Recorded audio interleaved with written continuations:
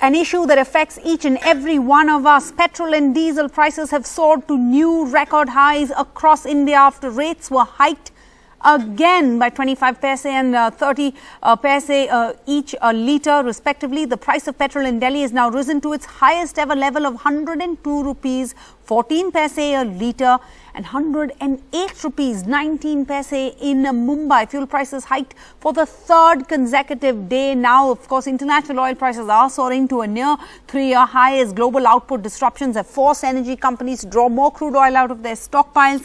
Yes, India imports more than 80% of its oil supplies, and the price of crude oil in the international market does have a significant impact on domestic fuel prices. However, high taxes are also being seen as a major reason for this rise in fuel prices. Take a look at your what you're paying for when you fill up your tank at a petrol pump. It's 147% tax on petrol, 113% tax on diesel. That's not all. CNG and PNG prices have also risen sharply. There's been a 62% hike in natural gas prices. This is supposed to be an alternative to encourage Indians to move to natural gas. But on the ground, what are we seeing? CNG prices have been hiked by 2 rupees 28 paise per kg. Well, joining us now on our show, joining us is the former Union Finance Minister Yashwant Sinha, formerly with the BJP, now with the TMC. Mr. Sinha, thank you for your time. How have we gotten to this situation? We have skyrocketing fuel prices that are hitting the common man hard. But I'm trying to understand how we've reached a situation where you're paying 147% tax on petrol and 113% tax on diesel. So we're paying more taxes than what we're paying for the actual cost of the product we want to buy. The explanation, Sarah, is very, very simple. And these are all my comments are based on facts. You know, there was in April last year a salutary decline in the international crude oil prices. It came down to something like $19 US dollars a barrel. Now, Government of India did not pass on the benefit of this decline in crude prices to the consumer. What they did instead was to mop up the entire surplus for themselves. And if I were to give you a figure, in 2014-15, when this government, which was this government's first year in office, if they collected something like 75,000 crore rupees annually in taxes, today they are collecting 3.5 lakh crore rupees. So what have they done? They have increased the levy on petroleum products, and because they did not create a space by reducing prices when international crude prices were down, when the international crude prices have gone up or are going up not very substantially, we have experienced this before, but they have no option now. But in order to shore up their revenues, they are using the petroleum sector as the milch cow, and they are robbing the people of this country of their hard-earned money by increasing petroleum product prices. You know, I'd like to remind you that earlier also in this country we experienced a rise in international crude prices. And what was the formula which was adopted then by Atal Bihari Vajpayee's government, by the UPA government? The burden was divided threefold. The government took part of the burden, the petroleum companies took part of the burden, and a part of the burden was put on the consumer. This government has put the entire burden on the consumer.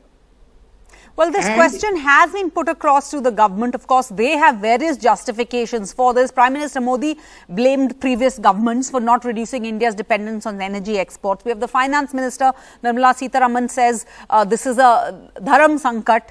We have Dharmendra Pradhan. He says international markets are behind the fuel price hike. And he's actually defended the high fuel prices, citing the government spending on welfare schemes and the vaccination drive. What would you say in response to that? No, I'll say these are all absolutely ridiculous arguments to give. And you did not mention one thing, because I heard the petroleum minister say one day that it is entirely up to the state governments. They should reduce their taxes and reduce petroleum product prices. No, it is the government of India. And the simple fact that we have to remember is what I mentioned to you earlier, that from 75,000 crore rupees a year, the government is now collecting 3.5 lakh crore rupees per year by way of taxes. So this is robbing the people in broad daylight, nothing more than that.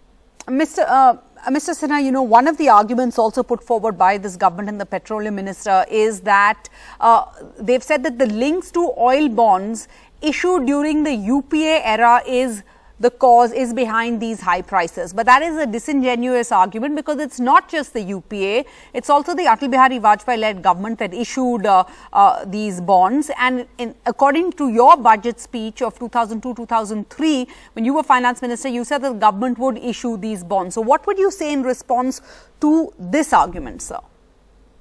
This argument is again very ingenuous. This argument holds no water, because it is not because of that. And I've seen media reports where people have examined facts and figures to prove that this allegation is absolutely wrong. It is not the reason for increase in fuel prices. Very simple reason is government is making money. They are simply making money out of fuel prices by imposing all kinds of taxes. That's what they are doing.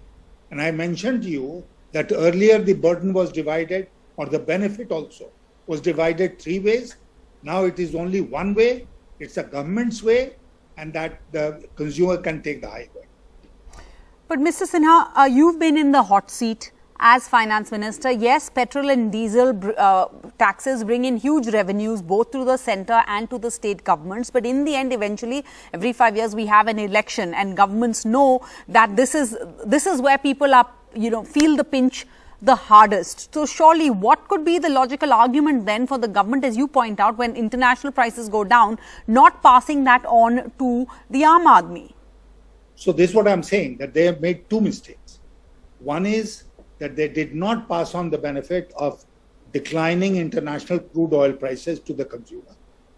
They misappropriated all the profits themselves, and now they are in a bind.